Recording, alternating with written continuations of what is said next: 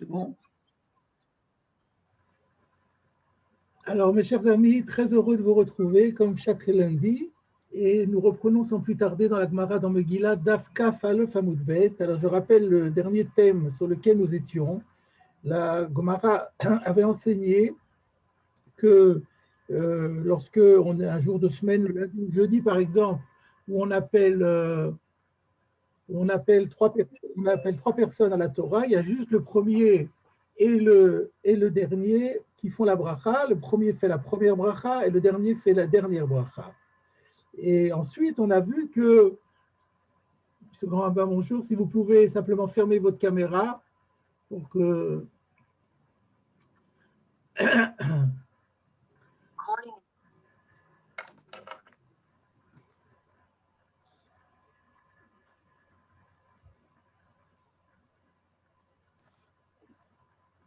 Voilà. Donc, la Gemara avait dit qu'il y a une takana qui est venue remplacer la première takana et qui fait que c'est comme aujourd'hui, les trois appelés font chacun leur bracha. Et la Gemara a demandé pourquoi. Et la Gemara a dit c'est Xera, Mishum, Xera, Mishum Anichnasim ou Mishum Ayotzim. Et donc la dernière fois, on a vu qu'il y a deux manières de comprendre Xera, Mishum Anichnasim ou Mishum Ayotzim. Rashi et Maïmonide expliquent que on a peur que des gens arrivent en retard, n'entendant pas, n'ayant pas été présents lorsque le premier a fait la première bracha, ou bien au contraire, quand des gens sortent prématurément et ne vont pas entendre que le dernier va faire la dernière bracha, ils vont penser les uns et les autres qu'ils ne sauront pas qu'il y a une bracha à faire avant et après. Et apparemment, c'est très embêtant. Les gens vont croire qu'on n'a pas besoin de faire de bracha. Et peut-être ils répercuteront après, quand eux-mêmes auront leurs offices, ils feront pareil. Donc, pour éviter cela, on a dit maintenant tout le monde fait sa bracha avant et après. Et puis, on a vu que par exemple, on a démontré que le Ran disait que la raison pour laquelle, non pas la raison pour laquelle, mais que bien qu'on ait dit que celui du milieu ne fait pas de bracha, c'est pas pour autant qu'il, comme on aurait pu le penser, qu'il n'a pas l'obligation de faire de bracha. En fait, il a l'obligation de faire la bracha, mais il se fait acquitter. Donc, celui qui est appelé au milieu va se faire acquitter par le premier de la première bracha et par le dernier de la dernière bracha. Mais en vérité, il y a une obligation de s'acquitter par le din de Shoméa que Oné. Du coup, c'est beaucoup plus facile d'expliquer que la xéra de Nerdasim et de Yotzim. Et ben c'est que si jamais celui qui est appelé au milieu, il était arrivé en retard, il n'a pas entendu la bracha d'avant. Si au contraire, il va sortir avant la fin, il n'entendra pas la bracha de la fin, donc il n'entendra pas toutes les deux brachot. Donc pour éviter cela, on a institué qu'au lieu de s'acquitter par quelqu'un, il fasse lui-même la bracha. Donc on a mis en évidence une marloquette rishonim intéressante, c'est-à-dire que selon Rashi et Rambam, parce que si on dit comme le Ran, cette explication de Xera, Mishum Anichmasi ou Sheretzim, elle est beaucoup plus fluide, elle est beaucoup plus convaincante. Donc si Rashi et Maïmonide ne l'ont pas dit, c'est qu'eux, ils pensent que celui du milieu n'a pas à s'acquitter de la bracha. Donc, on a mis en valeur une marloquette inattendue de savoir si le milieu pour le 3, quand on lit 3, mais ça sera pareil à Rosh Chodesh, quand on lit Cholamoed, quand on lit 4, ça sera valable pour les 2 du milieu, et ainsi de suite le Yom Tov pour les 3 du milieu et le Shabbat pour les 5 du milieu. Et bien, tout cela, d'après le Ran, ils doivent se faire acquitter Midin Shomé à Keoné, et d'après le Rashi et le Rambam, ils n'ont pas besoin. Voilà où nous sommes restés la semaine dernière, et je vais continuer à faire des recherches dans cette direction pour voir si on peut trouver encore d'autres rishonim qui se rangent à l'avis de l'un ou de l'autre. Donc, voilà ce que maintenant, je voulais vous citer, Sheelat Utshuvat du Rivash, le fameux Rivash, Rabbi Yitzhak Bar Sheshet Berfat, qui était parti d'Espagne et qui était devenu le rabbin d'Alger. Dans ses Sheelot ou Tshuvot, au Siman Kouf Yudbet, pose la question, comment se fait-il que les Chachamim ont pu instaurer une takana, ont pu instaurer une bracha pour chacun des appelés, est-ce que ce n'est pas un problème de bracha levatala? Alors, je vais vous lire, j'ai noté exactement ces termes, je vais vous les lire à haute voix. Donc, il parle de cette takana que les Chachamim ont fait aujourd'hui, que tous les appelés font une bracha avant et après.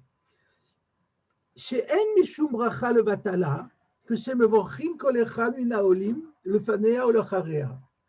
Car ce n'est pas une bracha inutile, une bracha vaine, lorsque chacun des appelés va faire une bénédiction et avant et après.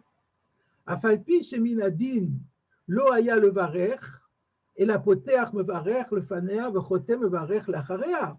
Bien qu'on ait vu que pourtant, d'après le din strict, il n'y avait que le premier à lire qui devait faire une seule bracha, la bracha d'avant, et le dernier à lire qui devait faire une seule bracha, la bracha après. Donc, les autres brachot paraisseraient inutiles. Mais ce n'est pas une bracha levatala. Pourquoi? Et là, kivan de tiknu rabanan, shekol echad mevarech mishum anichnasim vayotzim, en kan bracha levatala. Donc il dit parce qu'une fois que les Chachamim font une takana, donc si c'est une takana que les Chachamim font de faire une bracha, c'est pas, par définition, c'est pas bracha levatala. C'est-à-dire que les Chachamim ont le pouvoir d'exiger de réciter des brachot. D'ailleurs, la plupart de nos bénédictions sont instituées par les Chachamim. Donc, quand on fait une bracha instituée par les Chachamim, ce n'est pas une bracha levatala. Donc, c'est ça ce qu'il dit le Rivash. À partir du moment où les Chachamim font la takana, que maintenant chaque appelé fait une bracha avant et après, par définition, ça ne peut pas être une bracha levatala puisque c'est une takana Chachamim. Donc, en tout cas, on voit clairement que le Rivash pense que initialement, il n'y avait pas de din de Shomea Keone, parce que sinon, la question ne se poserait même pas. Si le Rivash pensait comme le Ran, si le Rivash pensait que, en vérité, ils ont tous une obligation de bracha, mais simplement que ceux du milieu se font acquitter par Shomea Keone, alors il n'y a plus de problème de bracha levatala, puisqu'en vérité, au lieu de se faire acquitter par Shomea Keone, ils le font eux-mêmes. Mais ça ne change rien, ils avaient déjà Chiyuv bracha. Donc on peut rajouter à notre liste que le Rivash est d'accord avec Rashi et Rambam, et il comprendra donc la takana de Nichnasim Hayotzim comme eux, et non pas comme le Ram. Voilà donc deux chitotes. Et maintenant, je vais vous citer une troisième chita. Le riz de Lunel, Rabbi Yonatan de Lunel, dit que par le fait qu'on voit que les Chachamim ont institué que chacun fait une bracha avant et après, cela prouve que même avant la takana, qu'à l'époque de la Mishnah, donc, où ils ne faisaient pas de bracha, mais ils avaient le droit de le faire. Pourquoi? Parce que s'ils n'avaient pas eu le droit de le faire, alors les Chachamim qui venaient après n'auraient pas créé une takana demandant de faire une bracha. Et donc ça prouve qu'ils avaient la possibilité de le faire, mais ils n'étaient pas obligés de le faire. Donc, là on voit exactement donc, que le Rim et Lunel s'est posé exactement la même question que le Rivash en disant mais comment se fait-il que le Chachamim ait fait une telle takana? N'est-ce pas une bracha levatala? Et alors, il ne veut pas répondre comme le Rivash. C'est-à-dire, il dit, même si probablement, bien sûr, il est d'accord avec le Rivash que si les Chachamim décident de faire une takana, ça ne sera plus une bracha levatala, mais il dit, mais les Chachamim n'auraient pas, si la base du din des anciens, si la takana ancienne datant de la Mishnah était qu'il est interdit de faire une bracha plus que la première et la dernière pour le premier et le dernier, les Chachamim n'auraient pas fait une nouvelle takana qui irait aux antipodes, qui contredirait complètement le principe même de l'ancienne takana. Et donc, s'ils l'ont fait, c'est que même d'après le Ikaradin, c'était possible. Alors, c'est quelque chose de nouveau ici, c'est une bracha facultative. Il ne parle pas de Shomea Keone, lui. Le Rim Lunel, il laisse entendre qu'il n'y avait pas d'obligation, mais si on voulait, on peut le faire. Alors là, il faut qu'on comprenne comment c'est possible, quelle est la logique qui fait qu'il n'y a pas de bracha à faire, mais si on veut la faire, on peut la faire. Une bracha facultative, par définition, ça n'existe pas. Donc c'est un gros problème. Mais heureusement, nous avons un Meiri. Et dans le Meiri, on va trouver la réponse à la question. Que dit le Meiri? Il a dit que, il avait écrit, le Meiri était un de ceux qui avait expliqué que la raison pour laquelle on ne fait pas faire une bracha à tous les appelés, parce que, comme vous vous rappelez, on avait dit que toute la lecture toute la lecture entière faite par les trois personnes, c'est une seule et même mitzvah. Une mitzvah qui est à laquelle s'associent plusieurs personnes. Mais ce n'est pas que chaque personne fait sa mitzvah, mais chaque personne contribue à une seule et même mitzvah. Et c'est la raison pour laquelle, puisqu'il y a une seule et même mitzvah, on ne fait pas plusieurs brachot pour une mitzvah. On fait au maximum une avant, une après. Donc c'est comme ça que le Meiri avait expliqué que les autres ne font pas de bracha, et même le premier ne fait pas bracha harona, et le dernier ne fait pas bracha rishona, parce qu'il n'y a qu'une seule mitzvah, et on fait une mitzvah et une bracha avant et après. Et il rajoute la chose suivante, ou mikol makom, imratsu, lasot, mikol kriya ou kriya, mitzvah bifle atzma, vesheyevaruchu kulam, ena bracha levatala. Alors, il dit en fait, ce qui se passe, c'est que les Chachamim, donc d'emblée, dès l'origine de la Takana, ils ont décrété que si quelqu'un voulait que sa lecture constitue une mitzvah en soi et ne soit pas comme initialement prévu un complément de mitzvah, un petit bout de la mitzvah collective, ils ont le droit de le faire. Et du coup, s'ils le font, alors ils doivent faire le bracha avant et après, ce n'est pas une bracha al-vatala. Donc voilà l'explication du riz de Lunel qui dit que c'est facultatif, on n'est pas obligé de faire la bracha, mais on peut le faire. J'ai demandé comment c'est possible, parce que de base, la mitzvah, c'est une seule et même mitzvah. Une seule et même mitzvah, il y a une bracha avant et une même après.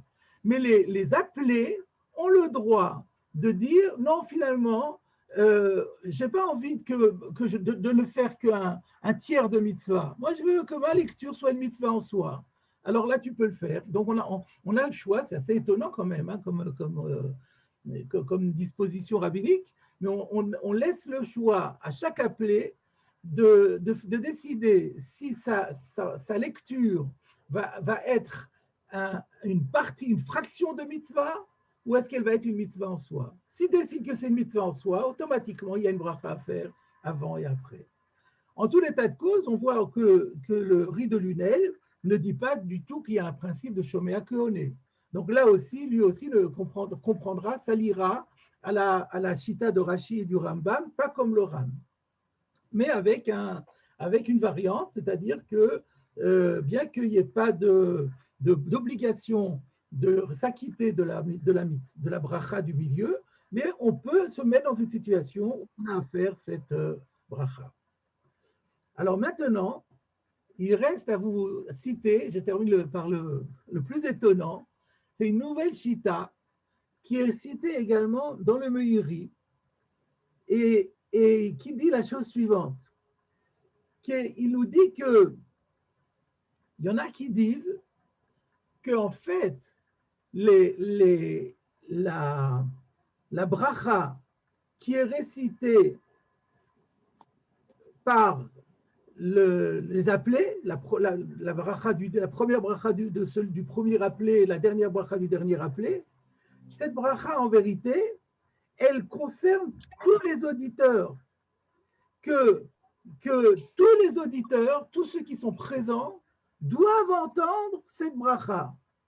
Et comme ça qu'il explique, donc le Meiri nous dit, il y en a qui expliquent la xéra de Mishum Anichlasim ou Mishum Ayotzim, c'est quoi?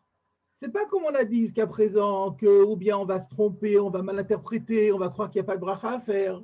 Même pas non plus comme l'Oran qui dit, parce que ceux qui vont être appelés n'auront pas entendu. Mais non, c'est plus simple que ça, encore plus basique que ça. Toutes les personnes qui sont présentes à la choule, qui vont entendre la lecture de la Torah, doivent entendre la bracha. Donc si quelqu'un arrive en retard, il va écouter la Torah, une partie de la lecture de la Torah, mais il n'aura pas entendu la bracha rishona. Si quelqu'un sort au milieu, il va entendre une partie de la Torah, il aura entendu la bracha rishona, il n'aura pas entendu la bracha harona. À cause de ça, on a dit maintenant, tous les appelés font la bracha, comme ça, si quelqu'un entend un bout de lecture, il est obligé d'entendre et la bracha qui vient avant et la bracha qui va après. J'ai une question d'après ce Alors, Pérousse. juste une seconde, avant de te laisser la parole, je voudrais juste, pour être complet, dire que cette explication-là, qui est donc citée par le Meiri, merci de fermer votre caméra, s'il vous plaît, elle est rapportée par le Porat Yosef, qui a eu la même idée, et le Sfat Emet.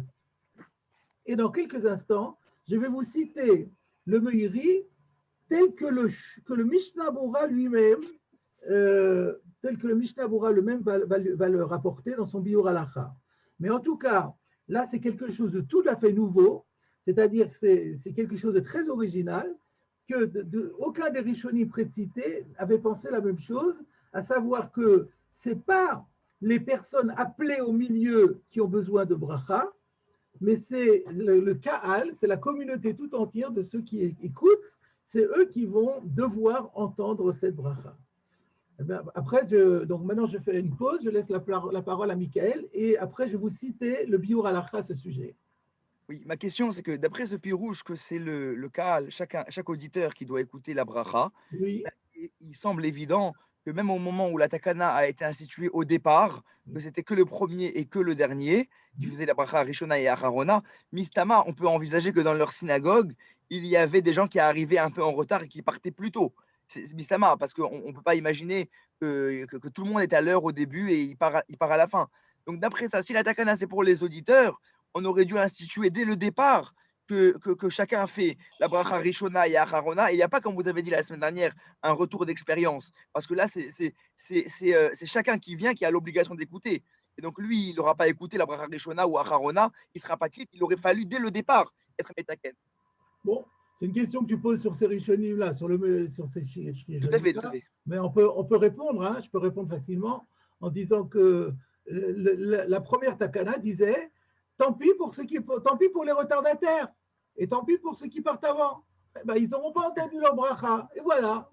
Nous, c'est important de marquer le coup que c'est une seule mitzvah, comme on a dit, une mitzvah collective qui est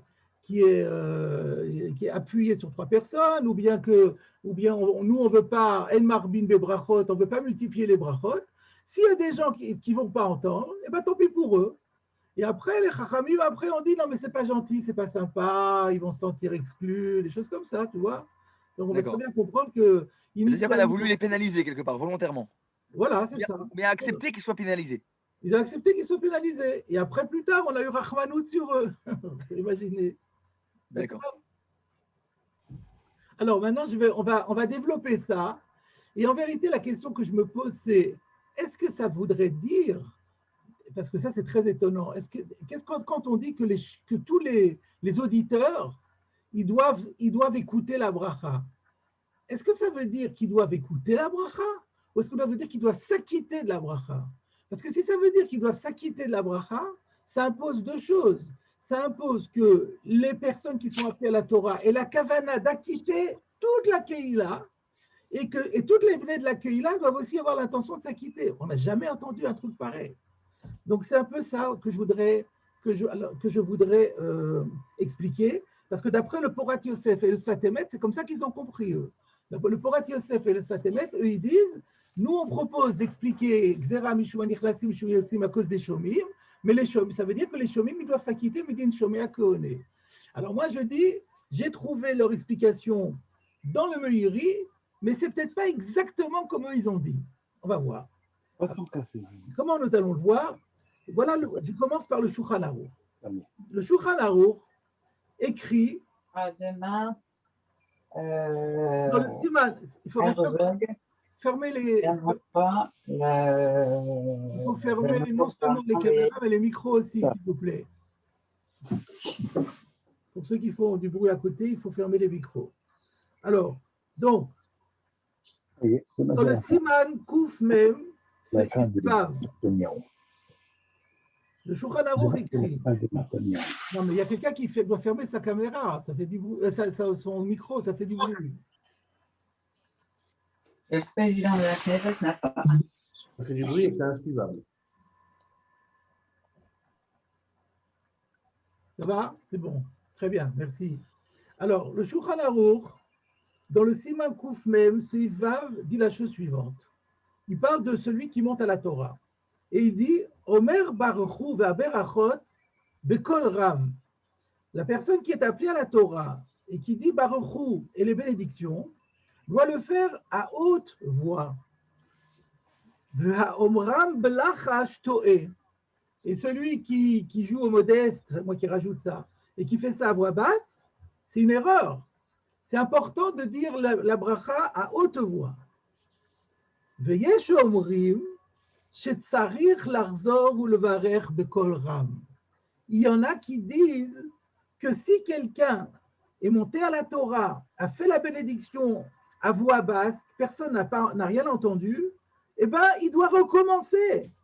Tant pis pour la bracha, la première bracha sera une bracha levatala, et il doit refaire la bracha ou le varer de kolram. Donc c'est stam veyesh. Stam veyesh, la lacha n'est peut-être pas comme ça, mais c'est quand même une chita intéressante. Qui est cette chita? C'est Yesh Omri, c'est Rabbi Yitzhak Abouav, qui a écrit des chidushim sur le tour et qui est rapporté par le Bet Yosef. Je vous cite maintenant le Bet Yosef tel qu'il rapporte le Rabbi Yitzhak Abouav.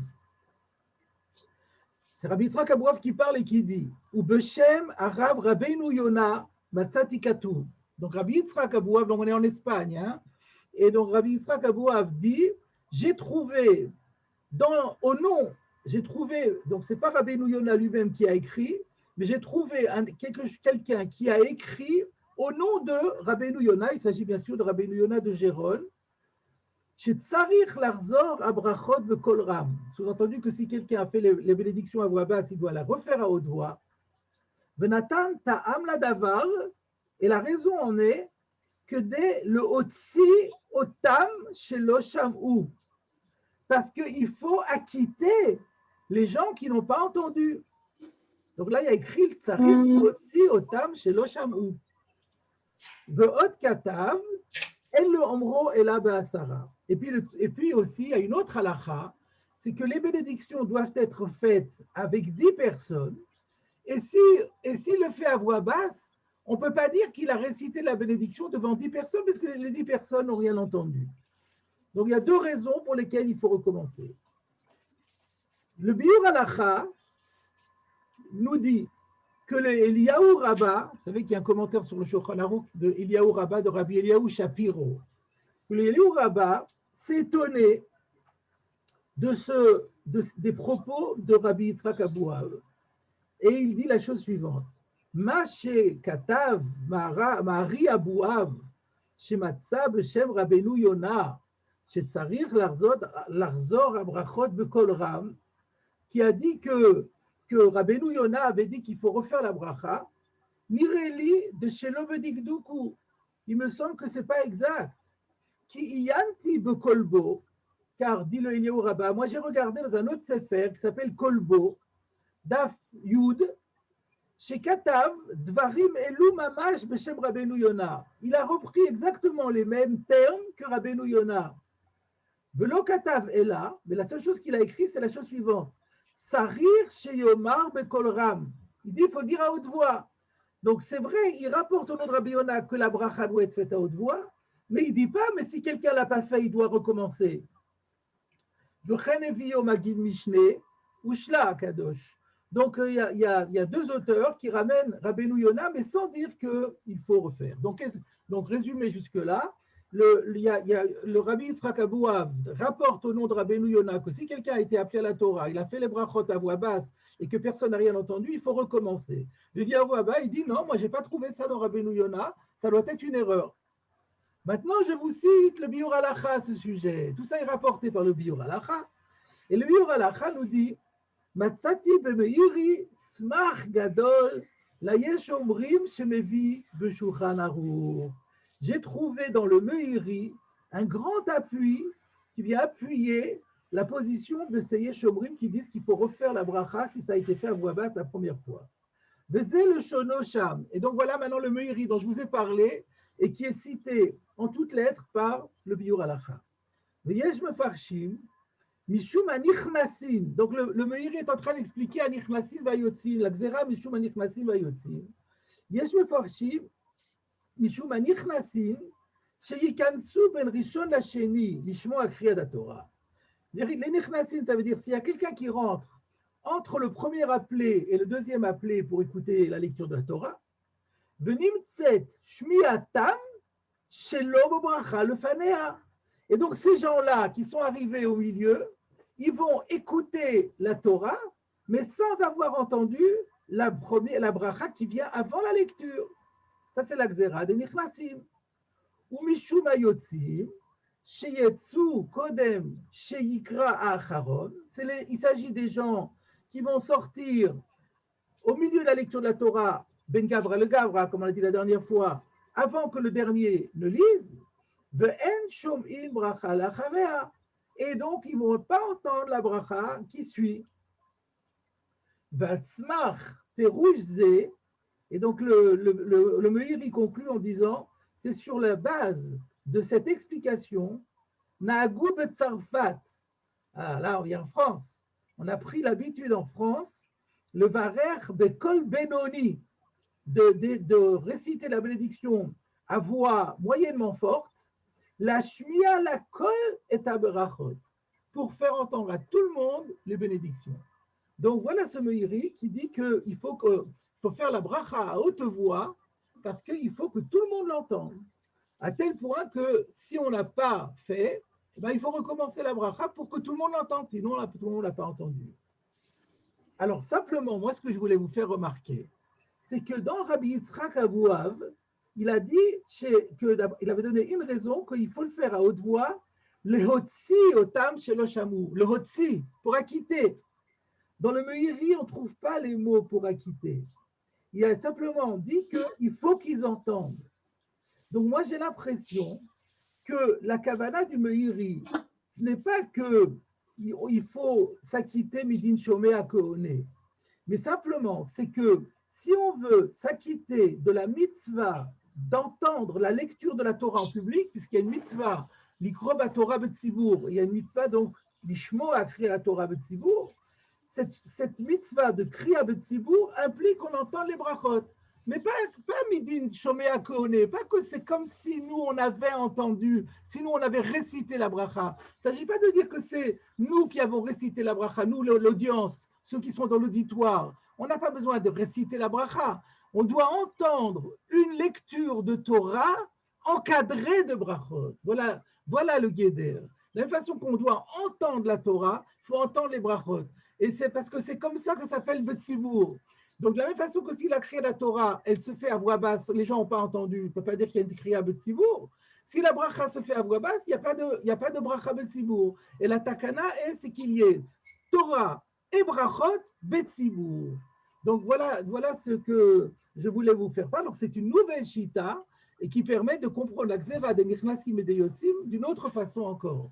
Donc, on a dit nichnasim et yotzim, ça peut être par rapport midin shomé à kohone pour les olim eux-mêmes.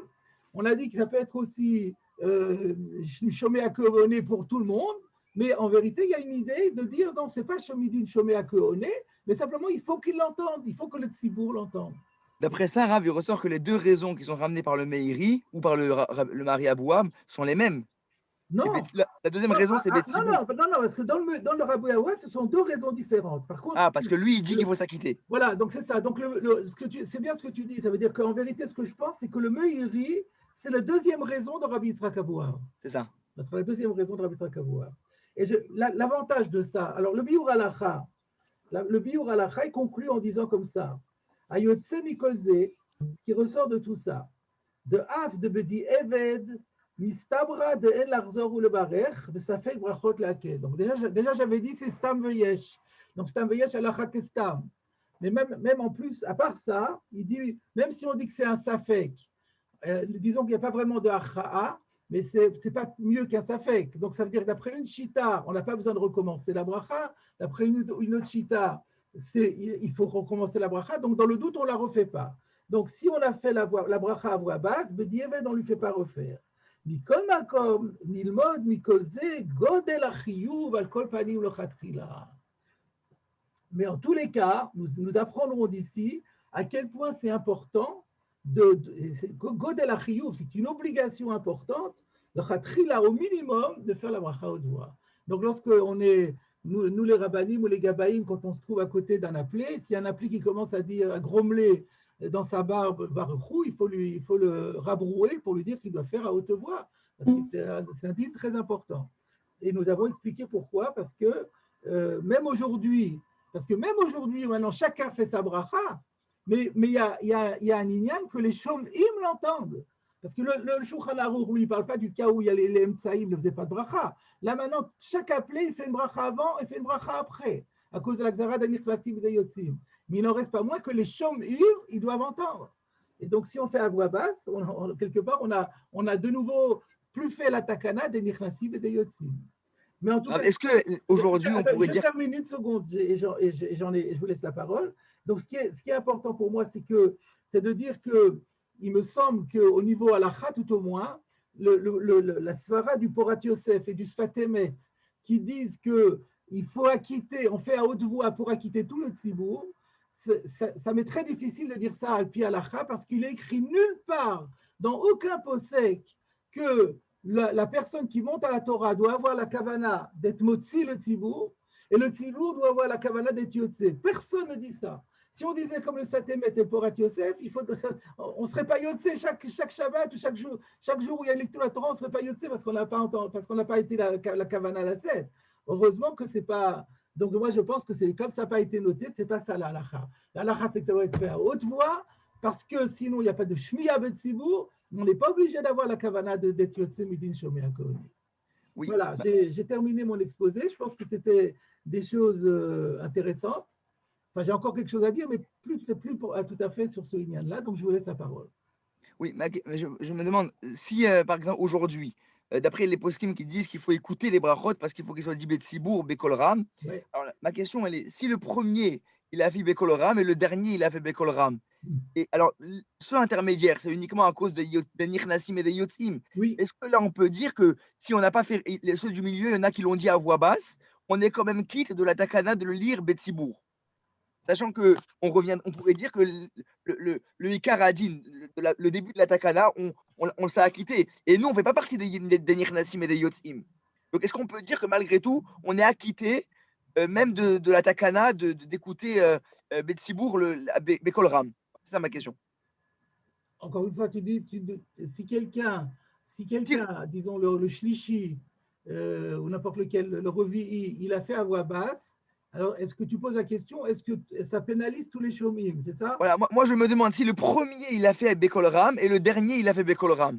Est-ce qu'on est quitte d'avoir écouté les paroles de Tibour, sachant que Mikar a dit, le Ikar de la takana, le début de la takana, on est acquitté. J'ai pas compris pourquoi tu dis le premier et le dernier. Pourquoi juste le premier et le dernier? Alors, parce qu'à l'origine, c'était le premier qui faisait la bracha Rishona et le dernier qui faisait la bracha Acharona pour acquitter le Tzibour. Ou pas pour acquitter, mais pour que le Tzibour écoute. Ouais. Maintenant, aujourd'hui, on fait les intermédiaires à cause des Nichnasim et des Yotzim. Voilà. Nous, on n'est pas à Nichnasim, on n'est pas des Yotzim. On était là au début et on va partir à la fin. Donc, est-ce que là, on peut dire qu'on s'est acquitté de la takana? Parce qu'on a écouté le début et la fin. Et les Nichnasim et les Yotzim ne nous concernent pas à nous. Ou bien on va dire comme les Chachamim, ils ont été… Le Maïlaf Kamina. Ah, la nafkamina, c'est est-ce qu'on est quitte de la kriya Betsibour? Si on a écouté que le premier, le dernier, et intermédiaire, ils sont fait à voix basse. Le Maïlaf Kamina. Est-ce qu'on a fait la mitzvah? Ça va changer quoi dans ta vie? Ça va rien changer, mais juste pour savoir. C'est stable, une question théorique. Je ne sais pas s'il y a une nafkamina, mais pas tout, c'est-à-dire que la personne, elle a pas fait sa takana, elle n'a pas fait sa bracha comme il fallait, et donc peut-être même que cette bracha elle est considérée comme une bracha levatala, c'est possible après certaines chitotes. Et par contre les shomim, si les shomim ils ont entendu, effectivement, s'ils ont entendu avant et après, et encore, c'est même pas sûr, parce qu'on peut dire qu'à partir du moment où ils ont fait leur takana, la deuxième takana, donc ils ont demandé que, non, parce que c'est Mishou Anichnasim, Mishou Mayotzim.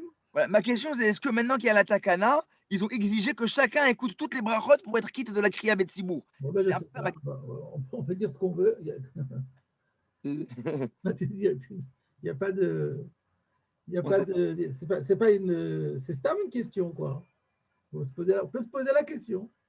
Il y aurait une nafkamina, par exemple, s'il n'y a pas eu de Nichnasim, et qu'il y en a un qui fait la chash au milieu, et que, d'après les chitotes qui disent qu'il faut recommencer. Est-ce que là, il faudrait recommencer aussi? S'il n'y a pas eu de Nichnasim. Tout le monde était là au début. Est-ce que là, il faudrait recommencer pour eux? Ce sera ça la nafkamina, quoi. Ah oui, non, non, c'est pas ça. Ça, c'est sûr que d'après les Yeshomrim, il faut recommencer parce que la takana, elle ne fait pas de différence. Elle dit qu'à partir de ce moment-là, il faut faire, c'est tout. Ah, oui. Alors, je continue. Maintenant, il y a une question qu'on peut se poser. Et j'ai vu que dans le Sefer Itouré Megillah de mon maître Eliakim Getzel Pashkes, pose la question suivante. Quelle est la différence entre la lecture de la Megillah et la lecture de la Torah? Dans la lecture de la Megillah, on est tous d'accord que il y a un chiyuv de bracha sur chaque personne, sur chaque fidèle, que tous les shom'im, tous ceux qui assistent à la lecture de la Megillah, au Bet HaKnesset, ils ont tous un chiyuv bracha et ils s'acquittent. Eux, là, cette fois-ci, ils doivent s'acquitter de la bracha par midin shomea keone. Ça, c'est clair. Pourquoi, dans la lecture de la Torah, il n'y a de chiyuv bracha que sur le lecteur? Et à la rigueur, comme on l'a dit, un chiyuv shmi'a de celui qui rêve. Mais en tout cas, il n'y a pas de chiyuv bracha de la part du shomea. Quelle différence? Pourquoi il y a une différence entre la lecture de la Torah? Comment définir, comment justifier ce décalage entre la lecture de la Torah où les Chachamim n'ont exigé de récitation, de bénédiction que sur le lecteur et pas sur l'auditeur, et que dans la Megillah, c'est une obligation individuelle de réciter la bracha, même si on ne le lit pas, mais qu'on l'entend. Je ne comprends pas très bien la question. Pourquoi?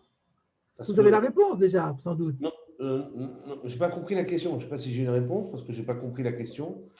Je ne comprends pas bien le fond de la question. Les maasés, on ne fait pas de bracha, nous, quand on écoute. Oui, mais on a un chiyuv bracha.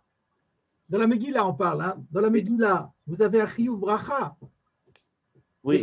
Et vous devez vous acquitter de la bracha. Par Shomea Kaone. Midin Shomea Keone. Voilà, donc on peut dire que dans notre cas, c'est aussi. Mais dans la Kriya de la Torah, on vient de dire que ce n'est pas le cas. Vous avez dit que ce n'était pas le cas, justement, je n'ai pas pu vous interrompre parce que c'est dur avec le Zoom, mais peut-être qu'on n'en sait rien, que les gens ne le disent pas. Mais le fait, la kavana, de quelle kavana on parle, comme le Mishnah Berurah il amène à la fin, le fait d'être à la synagogue simplement assis, etc., c'est que je suis là-bas pour me faire acquitter. Je veux m'acquitter. Non, il n'y a pas de din tov. Non, pas du tout, pas du tout. Non, d'abord, je peux même vous dire, vous faites un sondage auprès des gens qui ont été appelés à la Torah, demandez-leur combien ont eu l'intention d'acquitter le tzibur. Ah oui, c'est zéro, ça c'est sûr. Zéro, c'est sûr que. Mais ils ont raison, parce qu'il n'y a pas d'obligation, il n'y a pas de din de Shomea Keone. On n'a jamais entendu qu'il y ait un din de Shomea Keone dans la Kriya de la Torah. Et c'est ça la question. Pourquoi dans la Megillah, oui, et pas dans la Torah? C'est possible de proposer une réponse. Dans la Megillah, vous avez un chiyuv de kriya, de lire. Ah, voilà. Ah bah, très bien. C'est ça qui va répondre. Donc, alors attendez, j'étais en train de regarder qu'est-ce qu'il dit le Itouré Megillah. Il dit que, voilà, il y a une manière de répondre, c'est ça. Il y a des chitotes qui disent qu'il n'y a pas d'obligation pour chacun d'écouter. Ah oui, non, c'est une autre réponse. D'abord, avant d'arriver à votre réponse, il propose encore une réponse encore plus simple, mais qui vont que d'après certaines chitotes. Il y a des chitotes qui disent qu'en vérité, il n'y a même pas de chiyuv shmiya pour chaque individu qui se trouve au Bet HaKnesset. Simplement, c'est un chiyuv qui est une kriya b'tzibour. Ce qu'il faut, on a un tzibour, il faut qu'il y ait une kriya b'tzibour. Pour qu'il y ait une kriya b'tzibour, bon, il faut qu'il y ait 10 personnes qui soient présentes et peut-être 10 personnes qui écoutent. Mais il n'y a pas une obligation sur chaque personne qui constitue le tzibour. Un tzibour, c'est un minyan, ça suffit. Du moment que j'ai 10 personnes, c'est bon. Et donc, tous les autres, ils sont là comme ça. Mais il n'y a pas d'obligation pour un individuel d'écouter. Et donc, dans ce cas-là, c'est évident, puisqu'ils n'ont pas d'obligation, les shomim, il n'y a aucune raison qu'ils fassent une bracha. Mais par contre, il y en a. Donc là, la question ne se poserait même pas. Mais qu'est-ce qu'on va dire d'après ceux qui disent que non, qu'à partir du moment où on se trouve dans le Bet HaKnesset, on fait partie du tzibour, on a tous une obligation de shmiya de la Torah. Alors là, la réponse, c'est ce que vous avez dit. Parce que dans la Mikra Megillah, il y a une mitzvah qui incombe à chaque yachid de lire la Megillah. même si quelqu'un n'a pas de minyan, il habite dans une ville où il n'y a pas de minyan, eh ben, il a une Megillah, il doit lire sa Megillah. Kol yachid chayav likro.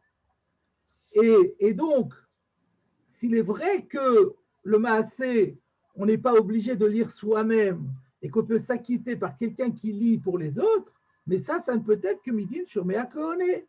Et quand on dit shomea kohone, ben c'est comme s'ils ont eux-mêmes lu. Et donc, c'est pourquoi il n'y a pas de raison de faire une différence entre le lecteur et celui qui écoute. De la même façon que le lecteur, il a une obligation de lire, et ben, celui qui écoute, qui a aussi de base une obligation de lire, mais simplement, c'est midin shomea kohone pour la kriya, il a aussi un chiyuv de bracha. Simplement qu'au niveau de la bracha, il pourra aussi s'acquitter midin shomea kohone. Donc, c'est votre réponse, en vérité, c'est ce qu'il dit. Alors que dans la lecture de la Torah, au départ, à la base, c'est un chiyuv sur le tzibour, et le chiyuv, alors ça, c'est ça qui est intéressant. Donc, quel est le chiyuv exactement? Il s'agit maintenant de définir quel est le chiyuv exact, qu'est-ce que les chachamim ont exigé ou institué concernant la lecture de la Torah par rapport au tzibour. Quelle est l'obligation pour le Corée et quelle est l'obligation pour le tzibour? Alors il dit, s'il y a un décalage, chalouk dino chez la Corée, midinam chez la shomim. Le statut du lecteur est différent du statut des écouteurs, des auditeurs. Le statut parce que l'exigence qu'on a des auditeurs, c'est d'entendre la lecture de la Torah. Et l'obligation de celui qui est appelé, c'est de lire la Torah. C'est ça qui est très intéressant. Dans la Megillah, on a tous un devoir de lecture. Celui qui a un devoir de lecture, il a un devoir de bracha. Mais dans la lecture de la Torah, le lecteur a un devoir de lecture, l'auditeur a un devoir d'écoute. Et la preuve, alors il faut le prouver, c'est ce qu'on dit, c'est très gentil, mais il faut le prouver. Alors il cite le Rambam. Le Rambam, au début du deuxième pérec des lois sur la tfila, voilà ce qu'il dit, écoutez bien. Moshe Rabbeinu tiken lahem l'Yisraël, sheyehu korin batora berabim. Donc Moshe, notre maître, a institué en Israël qu'on lise la Torah en public. Là, je saute quelques mots, et il continue, que dès shelo yishu shlosha yamim beli shemiat Torah. Donc, les Chachamim ont institué qu'on lise le lundi, le jeudi et le Shabbat après-midi, pour ne pas qu'il reste 3 jours beli shmiat Torah. Il n'y a pas écrit beli kriyat Torah. Il y a écrit Bli Shmiya ta Torah. Donc on voit que le chiyuv du rabbin, c'est un chiyuv shmiya. Et puisque le chiyuv shmiya, il est indépendant du chiyuv kriya, et la bracha, elle est sur la kriya, donc c'est pour ça qu'il n'y a pas de chiyuv kriya pour les shomim. Donc ça éclaire bien, ça en rajoute un petit peu à ce qu'on a expliqué juste avant. Donc on a bien compris. Donc il y a un chiyuv shmiya pour le tzibour, mais ce n'est pas un chiyuv kriya. Et comme ce n'est pas un chiyuv kriya, ce n'est pas un chiyuv bracha. Mais donc ils n'ont pas à s'acquitter de la bracha, mais ils doivent entendre la bracha, d'après les Yeshomrim, d'après la chita du Meiri de Rabbi Yitzhak Avuhav. Est-ce que c'est possible de proposer une troisième réponse? À laquelle question? Pourquoi pour la Kriyat Torah, il n'y a pas besoin de s'acquitter de la bracha? Ouais. C'est de dire que l'essentiel de la takana, de la bracha, alors qu'on a fait les Birkot Torah à la maison, mais pourquoi on doit les refaire pour Kriyat Torah? C'est Mishum Kvod Kriyat Torah Betzibour. Ouais. Donc celui qui lit Kriyat Torah Betzibour, il doit faire la bracha parce qu'il va lire la Torah Betzibour. Donc lui, il doit faire la bracha. Mais celui qui écoute, il n'a rien à voir avec le chiyuv du kavod Kriyat Torah Betzibour. Il ne lit pas la Torah Betzibour.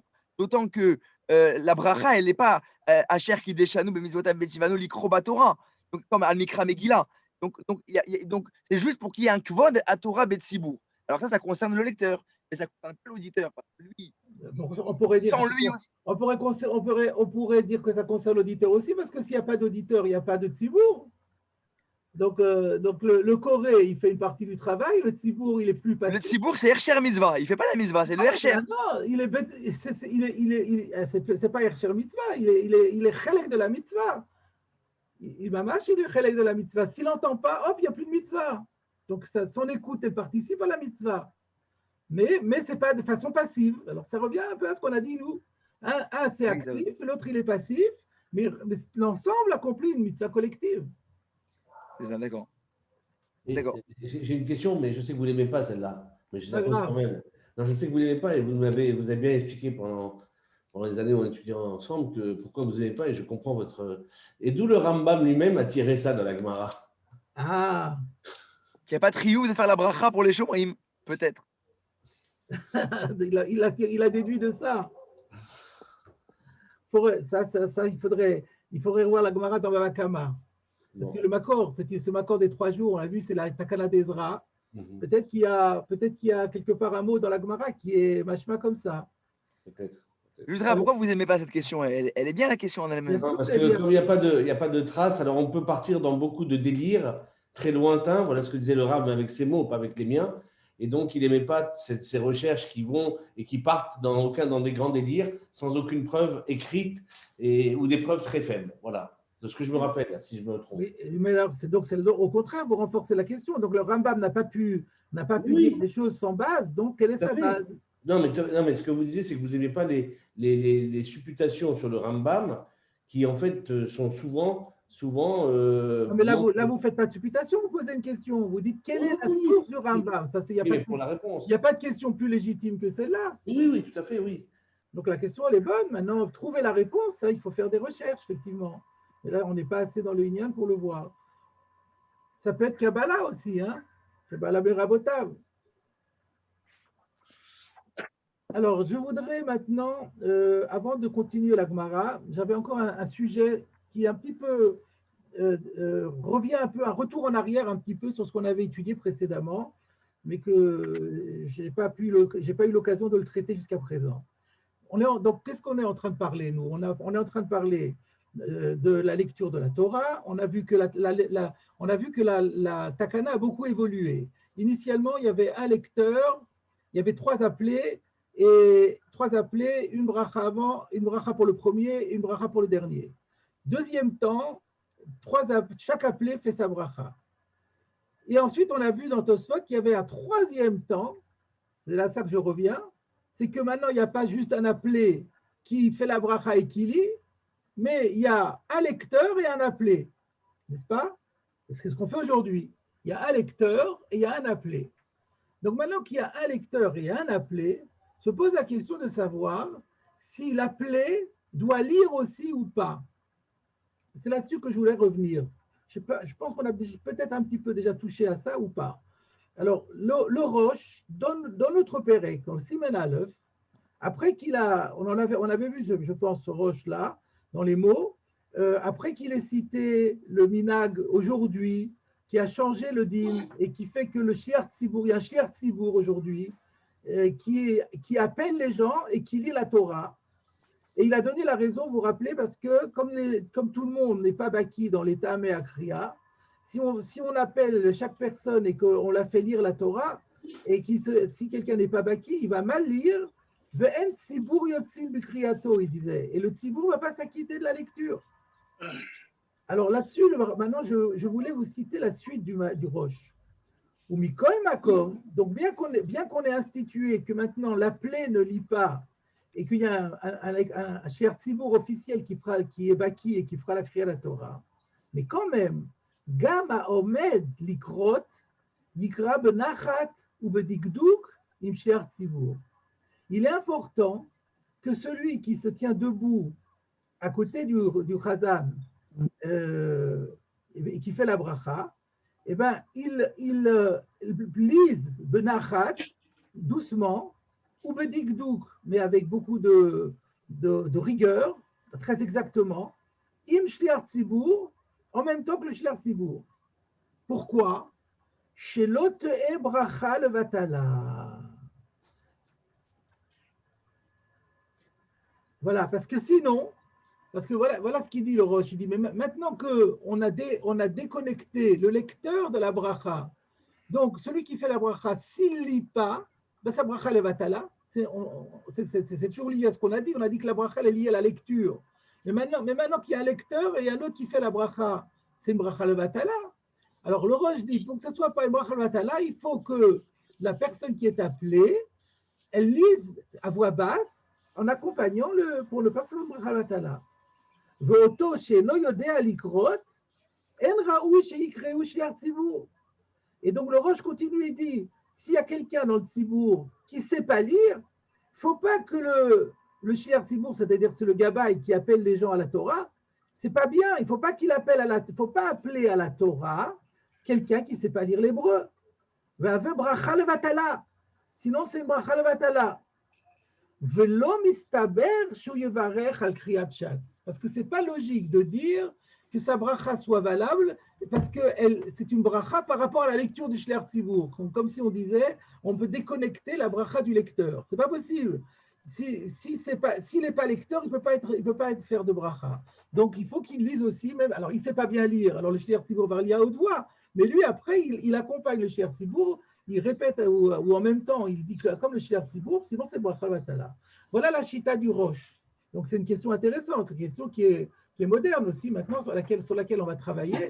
Est-ce qu'on peut appeler à la Torah des gens qui ne savent pas lire? Donc, d'après le Rosh, on n'a pas le droit, parce que c'est une bracha vatala. Par contre, le Hagaot Hasheri, sur ce Rosh, dit Veshapir dami, sherouven yevarech, ben milfanea, ou ben milacharea, veshimon yikra. Non, ce n'est pas un problème, ça peut très bien se faire que Reuven, qui est appelé, fasse la bénédiction aussi bien avant et après, et ça va être Shimon qui va lire. Et c'est comme et c'est comme ça que c'est écrit dans la Tosefta. Donc nous avons ici une machloket harishonim très intéressante. Est-ce qu'on peut dire que la bracha du mevarer se fait sur la lecture du lecteur? Ou que non, obligatoirement, le mevarer doit être lecteur, et si ce n'est pas lire, il ne peut pas faire de bracha. Alors, on va faire une recherche. Le Tour, qui est le fils du Rosh, évidemment, dans le Siman Kouf Mem Aleph, va apporter les propos de son père, et va les valider comme il se doit. Et le Beth Yosef écrit, je le cite, Ika le Meimar, on pourrait dire, de Kol Shea Ole Shomea, מה שהשליח כל שהעולה שומע מה שהשליח ציבור קורא ומכוון ליבו לדבריו, הרי הוא כקורא, דשומע כעונה. Il dit, mais on peut dire, donc sous-entendu que même si la personne qui est appelée à la Torah, elle ne sait pas lire, mais ce n'est pas grave, parce qu'à partir du moment où que la personne qui est appelée écoute attentivement ce que le Shliach Tzibur lit, et il fait attention à ce qu'il dit, à ce que l'autre dit, donc automatiquement, la lecture lui est imputée comme s'il avait lu lui-même, puisqu'il y a un principe de Shomea Kohone, celui qui écoute, c'est comme s'il disait. Il n'en reste pas moins qu'au niveau halacha, dans le Shulchan Aruch, le Mechaber, dans le Siman Kouf Mem Aleph, est posé comme le Rosh. De la même manière, dans le Siman Kouf Lamed Tet, Siv Gimel, le même Shulchan Aruch va nous dire Souma et Nokoré. On n'a pas le droit d'appeler à la Torah un non-voyant. Le fichier Assour Likrot Otachat Shelom Inaktav. Parce qu'on n'a pas le droit de lire une seule lettre sans que ce soit avec un support écrit. Donc le Souma, il ne peut le faire que par cœur. Donc du coup, il est coré Shelom Inaktav et ce n'est pas possible. Le Roma, là-dessus, sur le din du Souma, il est cholek. Le Roma dit Umaril Katav de Arshav. Le Maharil écrit qu'aujourd'hui, ça veut dire quoi aujourd'hui? Le Mishnah Berurah explique aujourd'hui, où nous avons l'habitude d'avoir un Shliach Tzibur qui lit, et une personne, et lui, bien sûr, le Shliach Tzibur, il est voyant et il lit en regardant le support écrit dans le Sefer Torah, Koré Souma. Eh bien, le Souma peut parfaitement être appelé à la Torah, puisqu'il entendra la lecture faite par le Shliach Tzibur.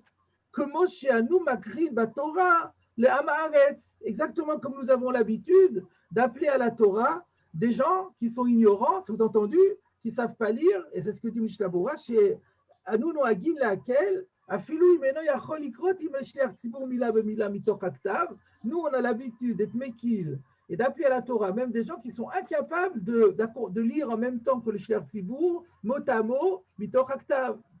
Et quelle est la raison? Le Kivan chez Shliach Tzibur Koré Mitoch Haktav, puisque le Shliach Tzibur, il lit en regardant le support écrit, Chouv lo kabdinan ala olé. On n'a plus de problème par rapport au olé, de shomea keoné, parce qu'il y a ce principe de shomea keoné. Et ça correspond donc au Agaot Hachéri. En résumé, nous avons une marloquette ici entre Maran, qui est posé comme le roche, et Moram, qui est posé comme le Agaot Hachéri. Maran dit, c'est pas possible que l'appelé ne lise pas, et le Agaot Hachéri dit, mais si, c'est possible puisqu'on va dire Shomea Keoné. Alors il faut comprendre maintenant la marloquette, et il faut surtout comprendre la raison du roche. Parce que l'argument de Shomea Keoné, il paraît tout à fait satisfaisant. Et quelle différence avec Mikra Megillah?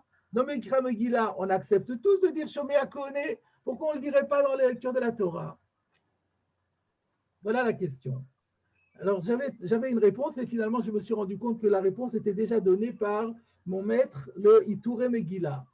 Et c'est une réponse assez classique, qui est qu'ils sont en train d'être relais l'un et l'autre dans la conception du principe de Shomea Keoné.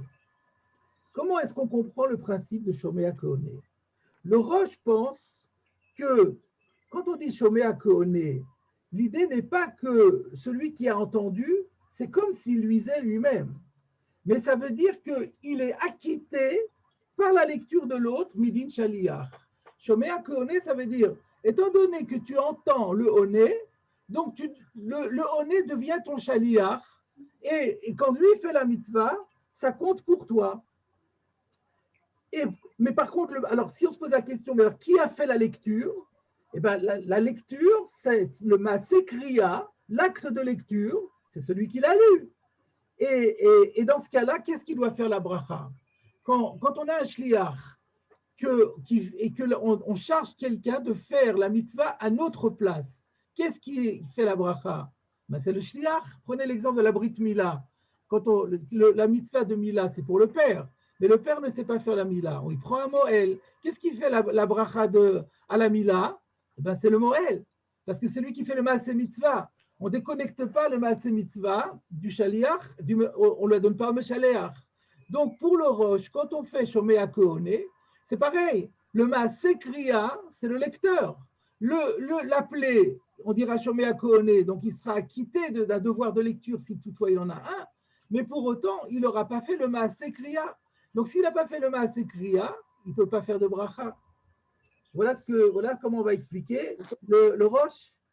Et donc, d'après cette Havana-là, dans le cas de la Megillah, par exemple, c'est intéressant parce que dans le cas de la Megillah, il y aurait une afkamina. Est-ce qu'on peut faire appel à un des auditeurs qui n'a pas de Megillah, par exemple, sous les yeux, qui s'acquitte avec la lecture il n'a pas une Megillah de Shera, lui, il lit dans un Chumash, et est-ce qu'il peut faire la bracha pour tout le monde? Est-ce qu'il peut faire la bracha sur Al-Mikra Megillah pour acquitter tout le monde? Lui-même n'a pas de Megillah et va s'acquitter avec les autres. Eh bien, il ne pourra pas, parce que lui, il fait comme il est Midin Shomea Keoné, eh bien, il peut pas, il est pas Yotzé, c'est pas lui qui fait le Maaseh Kriya. Donc, si ce n'est pas lui qui fait le Maaseh Kriya, il peut pas faire la bracha. Et le Ritva, au début de notre Pérek, dit et possède comme ça. Et le Balaïtour également. Et le Mordechai, donc dans Choulin, et possède aussi au nom de Rabbeinu Simcha, que dans tous ces cas-là, quelqu'un qui écoute la lecture de la Megillah mais qui ne la lit pas, ne peut pas faire la bracha pour acquitter les autres. A contrario, le Agaot Hachéri, lui, il va penser que quoi? Vous avez compris? Shomea, que Koré Mamash. Que quand on dit Shomea Keoné, c'est Mamash à prendre le sens propre. C'est comme si c'était lui qui lisait. Et donc, un Souma qui entend, c'est comme s'il avait lu dans le claf. Et donc, il peut le faire. Et d'ailleurs, c'est ce que dit le Roma est possèque, dans le Siman Kouf Lametet, que le Souma peut parfaitement être appelé à la Torah, parce que on dit Shomea Keoné, et donc c'est vrai qu'il doit lire, mais il a lu dans le clav grâce au principe de Shomea Keoné.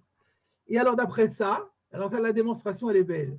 Alors si on fait ce calcul-là, pour la Megillah, selon le Roma, quelqu'un qui ne lit pas dans un claf peut quand même faire la bracha pour acquitter tout le monde, parce que comme il va s'acquitter, Midin Shomea Keoné, c'est comme s'il lisait dans un claf. Et donc c'est lui qui a le Maaseh Kriya. Donc s'il fait le Maaseh Kriya, il peut faire la bracha.